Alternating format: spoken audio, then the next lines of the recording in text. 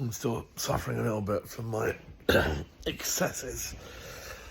Big birthday celebration, which was fun. Arsenal, less so. I've made a couple of relatively negative videos about the last two cup games. I was about to say last two cup exits. We are still alive. I will be going to Newcastle.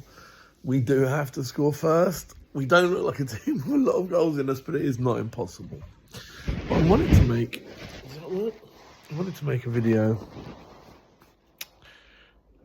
with a more positive spin on it. And not just struggling to make a more positive spin. I think I genuinely feel like there are some important things. Deckers at 8, a position I've talked before about, whether he's best at 6 or 8. I've had some doubts about him, micro structural doubts about him in either position.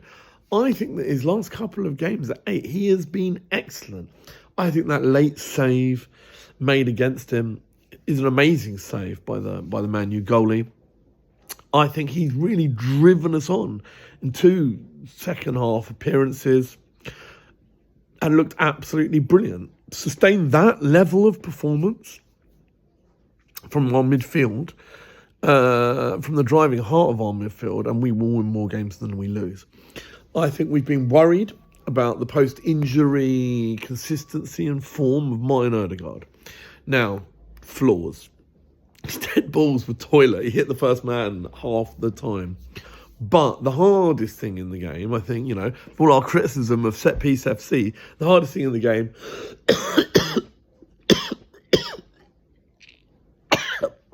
pardon me, the hardest thing in the game is creating chances from open play. And Martin Odegaard absolutely was doing that. He isn't at that express pace press leader of the press full fitness level that he can achieve yet. There was a moment, someone reminded me in a WhatsApp group about that weird moment where it's like someone does the wrong thing on their remote control, he's going through and he turns the wrong way in 3 stages. You're like, what the fuck happened there? But generally, he created a lot of chances.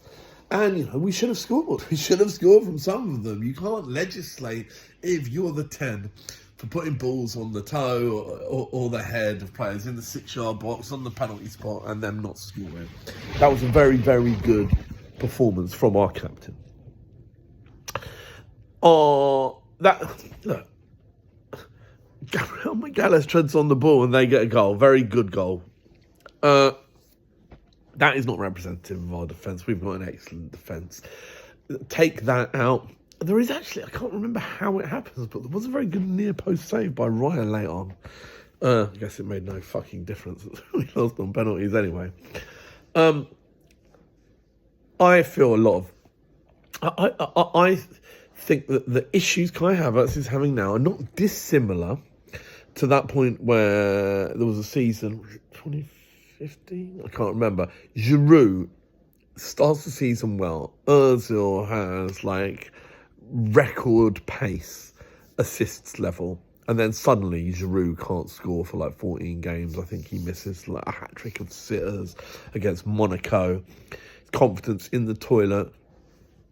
That kind of structural issue is personnel. If you have got a player out there stinking, you have to have the ability to sit them out. You have to have the ability to give someone else a chance, to let them play some games from the bench. I felt Giroud was out there flogging a dead horse, missing over and over again.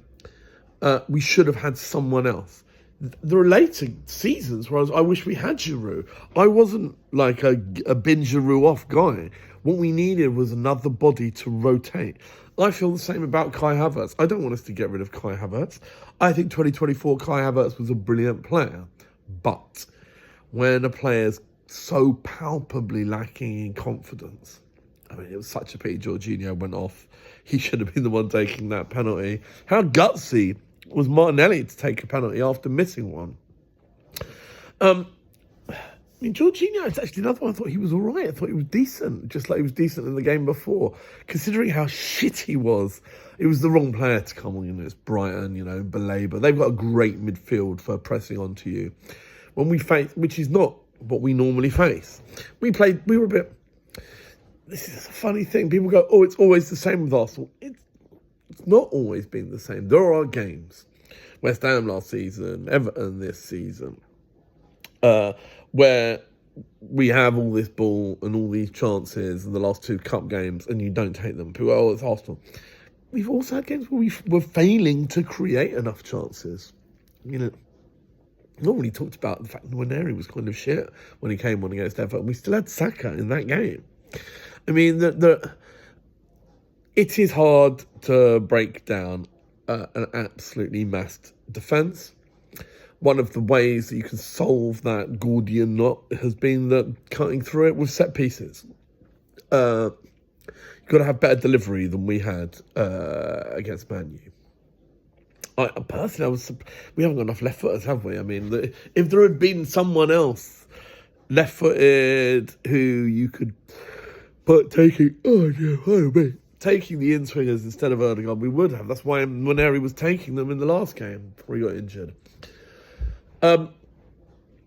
Deep blocks, Catenaccio teams inevitably give up lots of dead balls.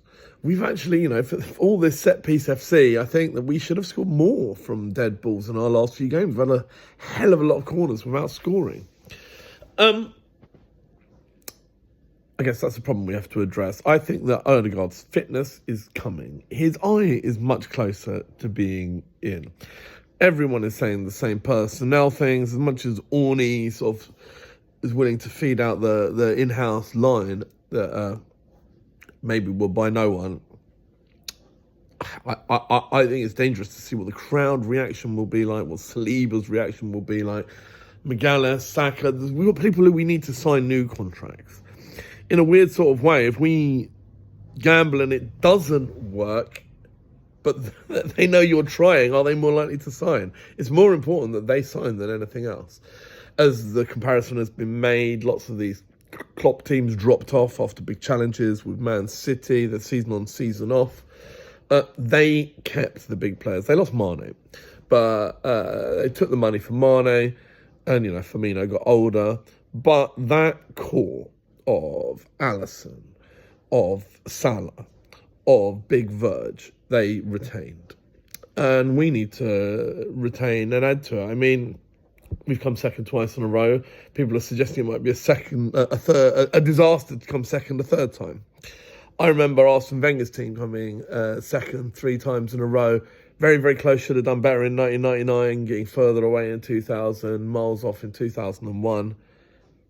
2002, I would say, is, for me, the best season in all my life of watching Arsenal Football Club.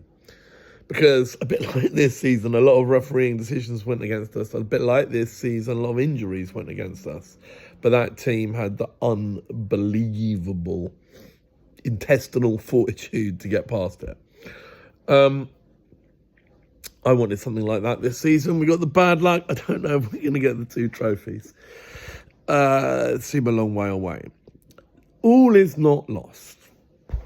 Wednesday is an enormous game, and you could be winning all your games, and North London derbies come round and they are massive, and they can be signposts for how a season is going to go.